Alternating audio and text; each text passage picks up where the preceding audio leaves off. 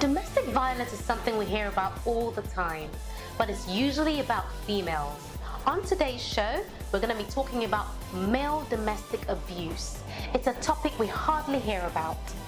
And also, would you stop being friends with somebody just because your partner is uncomfortable with it? Do they have a right to tell you who to be friends with? That's food for thought. I'm Vanessa, and this is Ladies Lounge.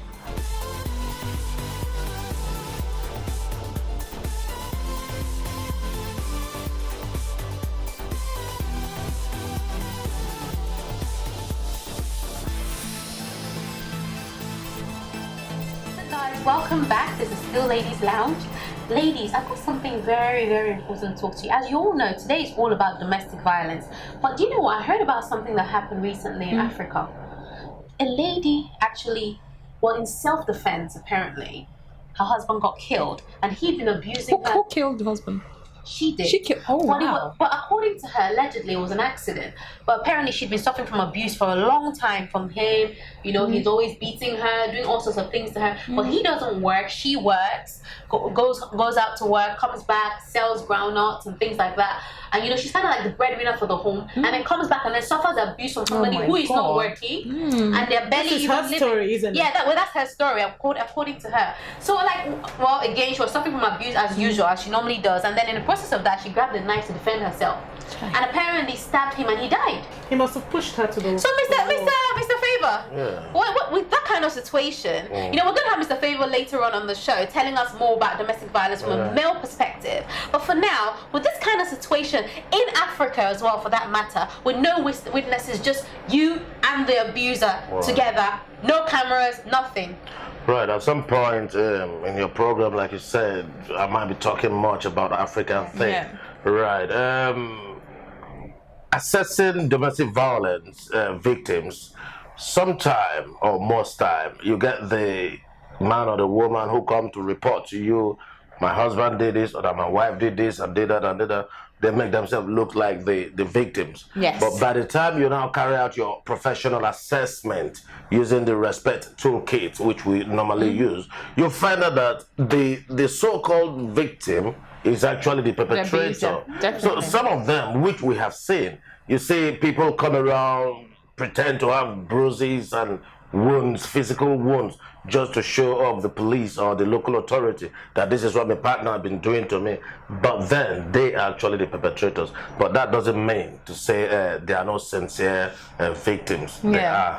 What do you think? I have a very personal, this is very personal to me because I've gone through domestic violence, and I think there was once my ex-partner, I was about to call the police on him, and he called the police first, and he was reporting to the police that I abused him just to cover up. So I think it's very hard to say when there's no evidence. But I don't think anyone should wait till that happens. If you are in a domestic violence relationship, get out. If a man is abusing you, don't wait till you're on the news, for God's sake. You have children, you have your life, because if you're abused, there's no way you can live your life to the fullest. You're changing yourself, who you are for this person, and it's never enough. No matter what you do, the person will still continue. Even if you change yourself to exactly what they want you to be, they're not satisfied. So get out. Don't be on wait till you get on the news first. Please get out of that relationship. That's what I would say. And the parents or couples, they should always think about how their action affect their children. Because the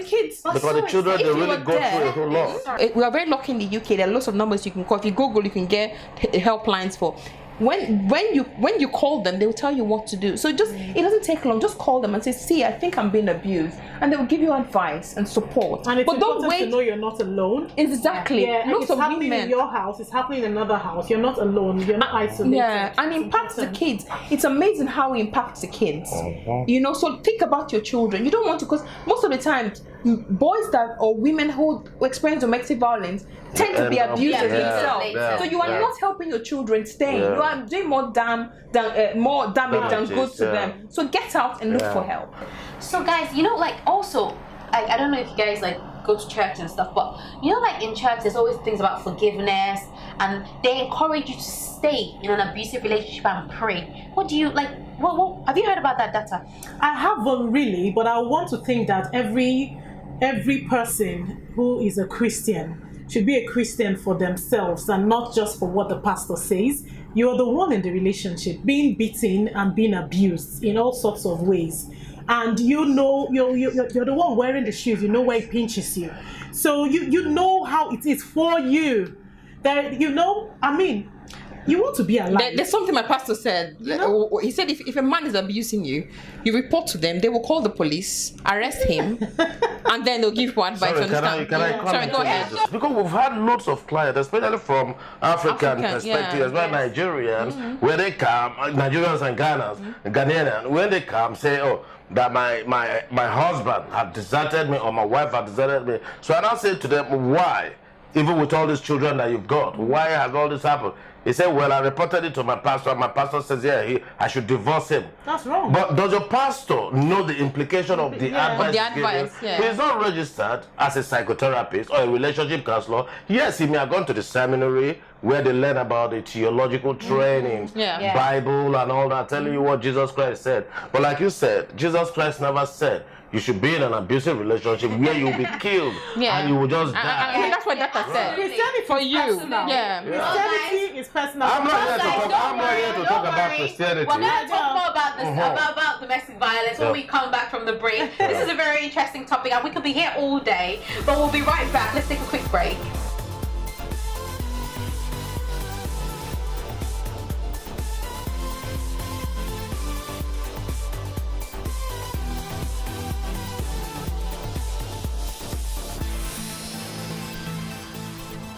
Welcome back. This is still Ladies Lounge, and as we said earlier on the show today, we have a very important topic to talk about, which is domestic violence. And this is not just domestic violence on women, which is what we're used to hearing about. This is domestic violence on men. Now, here with me I have our guest for today, Mr. Favor Alexander. Welcome to the show, sir, and thank you for your time today. Thank you very much. Nice being here. So I'm just going to let him tell us a bit more about what he does. So, sir. Yeah, thank you very much. My name is Favor Alexander, and I'm a professional psychologist. Looking at what we do, we offer help for male victims of domestic abuse. So we run a program that reach across the nation, even beyond. So basically, that is what we do. Okay. So, how many charities do you have? Because you said across the nation. Whereabouts can we find you? Right. In Leeds, that's where we are basically. But from Leeds, we have not been able to expand to places like Dewsbury, Bradford, Halifax, and then we've got in Wakefield as well. And then apart from that, we've really moved across the UK. We've been into Germany, where we are having a program already, and then to Africa, Nigeria, and then in Ghana. That's it. Can you just tell us about what is domestic violence? Right. Because people interpret it as different things. Yeah. Domestic violence or abuse is any behavior within the family that changes who you are. That makes you to do things that you are not in agreement with. So if your partner, for instance, your husband or whatever, makes you to live a life that is not you, it's an abuse. And if it makes you do things that you are not supposed to do, it's an abuse. Or that you don't like to do. So what sort of things constitute this? Like, could it be like, oh, don't wear those shoes or something? Right. Yeah. You've got financial abuse. You've got coercive behavior. You've got mental abuse. You've got psychological abuse. You've got domestic, physical abuse. You have sexual abuse as well. Yeah, sexual abuse. Abuse is a very big thing. It's not one-sided thing around it. Yeah. So it's all different approaches to domestic violence. So let me ask. So why men? Why male victims? Because when you think of a man, you think of him as strong. And when I think of domestic abuse, I think of a woman being abused. That is the natural line of thinking. Yes. And I'm sure I'm not speaking for myself alone. So why men? Right. A very good question you've just asked there. Here in the UK, for instance, the societal belief system, the mainstream approach is that men don't go through domestic violence. That is what people believe, and thank goodness you've proven that today by saying that. Yeah, that people see that, oh, domestic violence is all for women, So the women who are the And less that is- stronger. Yeah, and that is one major issues that we dealt with and we're still dealing with. Whenever issues of domestic violence is being mentioned, the police come in, the local authority come in, and then guess what? It's just the man that they will just pick up from the property and send away. But sometimes, I mean, sorry for my language, but it's like the authority don't want to look down to find out exactly who is the perpetrator and who is the victim. So they just assume that it's always the man. That's always the perpetrator. But I tell you, there are so many women out there. With due respect to all the female watchers and listeners, I'm not being. No, we understand. I'm not trying to run you down, but I mean, I'm talking from a man's point of view, from a professional viewpoint. I think. Sorry, Vanessa. Okay, that's fine. For me, I want to know because I've been through domestic violence, and I know it's not a place anyone wants to be. So for our viewers out there, what are the traits men can watch out for? In their partner or girlfriend or wife, before you get married, and vice versa. Good. That shows that because this person has a tendency to abuse you. Because sometimes the signs are glaring, but just that people don't accept it or we don't know about it, or ignore it.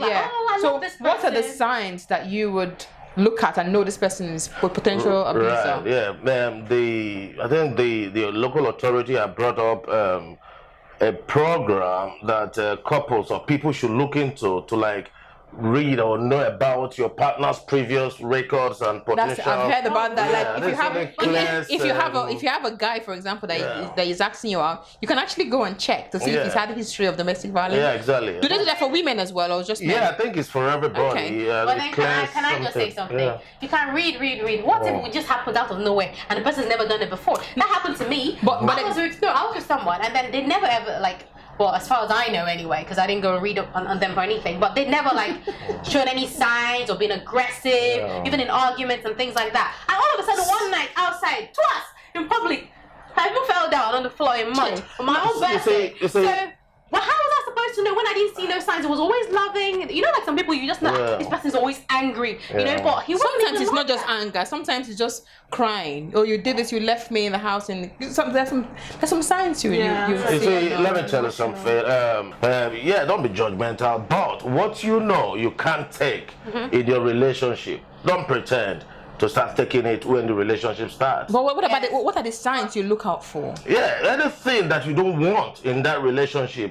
Bearing in mind that relationship has to do with two people, two people kind of. So you must find the middle way. You are not perfect, neither is she perfect. So you find a middle way to accept each other for who they are. And then if there are things that you can really not accept, that is why you have people like the psychotherapist. What about compromise? Sorry, what about compromise? Because there are things that that may happen in a relationship that either person doesn't really want, but they just want to compromise. It may not be major stuff, they may not like it, but because my partner likes it, I just do it even if I don't like it. Is that abuse? Well, if you're doing it, I mean, you are not being forced to do it. You willingly did it because you feel you love your partner, and then therefore want to do it. It's not an abuse. I mean, from my own viewpoint, I don't think it's an abuse. But then even for example, hold on, sorry, Stephanie. But even sometimes when someone does do something to you, and because you care so much about them, and they say, "Oh no, I didn't mean to. You made me angry. I was just really upset. I'll never do it again." Should you actually really believe that, or should you just see it as, let me just run away because this can happen again? Very good question you just said. I know to all viewers, if I may comment on this underlined, that is what she just said is called a cycle of abuse. Guys or women who abuse their partners, they know how to tell you, I'm so sorry, I never meant to do this, you made me to do it. Bless you, if you accept them, you are still going to experience it when tomorrow comes. So when they start, you should think twice and don't take it. There's a research I did. Sorry, let me just go. Research I did, and it shows that for women, I don't know, I haven't checked about men. Women actually, they go through leaving their partner like 7 times before they finally decide enough is enough. So they do the same thing. Maybe the man hits you or the woman hits you. You leave. they beg, you come back. Actually, the statistics said it actually happens 7 times for a woman to not realize, okay. I think probably the same for men. Have you yourself been abused? All right. That's another good fundamental question. Right. I've been in the same situation where I saw domestic violence, relationship violence. I was seriously abused. I went through it, and yeah, my t-shirts are beautiful, right? But when I take them off, the kind of marks and stabs you see, you won't love them. You know, so I went through all this. You know, but considering the fact that my kids then were very, very little, so I couldn't leave the relationship. I was being abused. I couldn't say anything, you know, that I went through. So, and all through that period of about 5 to 6 years in interval, I've been searching online on Google, searching for help and all that to see if I could get any support. But all I could see was support for women, support for women. I mean, there was a day, one of the days that she broke my head and I was seriously bleeding and all that. So I had to ring up this number I saw on the on Google, you know.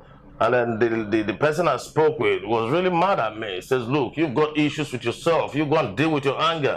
It's not your wife. Your wife cannot be that angry. So I mean, I was bleeding. I was telling this gentleman, look, man, I'm bleeding. Can you just help me? What can I do? I can't continue taking this. But he got so mad and hung the phone on me.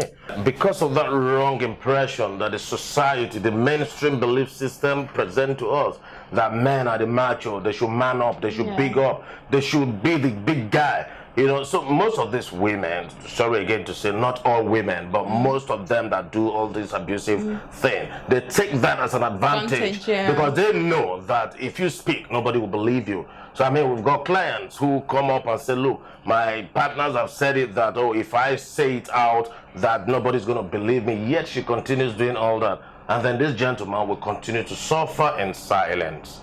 So, wasn't there ever a point where you felt you should fight back? Did you feel like you would spoil too much if you fought back, being that you had searched for help and you didn't find help? It's sort of like you went through years of this, you know, abuse, and you endured it. Why did you have to endure it? Right. In the society that we live in today, when you talk about this issue of domestic violence, it takes so much for anyone to believe what you're going to say. You as the man, you got to prove beyond reasonable doubt. It's just recently we just started a documentary evidence where you could just keep record of what she's been doing to you. But then in the past, I mean, who are you going to tell? Even till date, who are you going to tell? Who will believe? Who will believe you that this kind of woman is doing all this to you? So with all, even when you go to the family court for the child care arrangement order and all that thing. Yeah, that's what I was going to say that, because I know if a couple break up, normally they automatically give rights to the mother, and give the man. Which is normal here. The man. So how do you? So it takes the grace of God for this man to be able to prove beyond reasonable doubt that he wasn't the abusive partner. Until you're able to prove that, take it from me. So how no did you family get out? call. Good. I always let people know the approach I use to dealing with my situation when I was there is what I always tell people. If it works for you, great. If it doesn't work, good. So what I did was I had to be there because one, where shall I run to? My friends, they were all laughing at me. Serious. None of them accepted what I was saying. How would you say that? You know, can you not control her as a woman? You know what I mean? You know that mentality. You know, so but something I've never done. I mean, I've never done because I never saw me did that to my mom or my brothers. Is to hit my wife. I would never hit a woman. That's so commendable. Yeah, so I never did that to her. So perhaps she took it up as an advantage to continue doing all this to me. You know, sometimes she sends me away from the family home. I go sleep in the park. You know, a couple of times I've done that. I know that some of these men who are going through this, I want to tell you something. Do not feel belittled. Do not feel that your ego is being messed about with. Do not feel that people will laugh at you. Seek help. Seek help. Because if you don't seek help, you're going to lose it. You're going to lose it. Whole loads of our men have, a lot of them are schizophrenic now. A whole lot of them are suffering for mental health issues just because of what they're going through. Link between that and mental health. Yeah. So how did that go from leaving an abusive relationship to setting up a charity? Right, because it's a personal experience I went through. So I think I know a whole lot of things about it.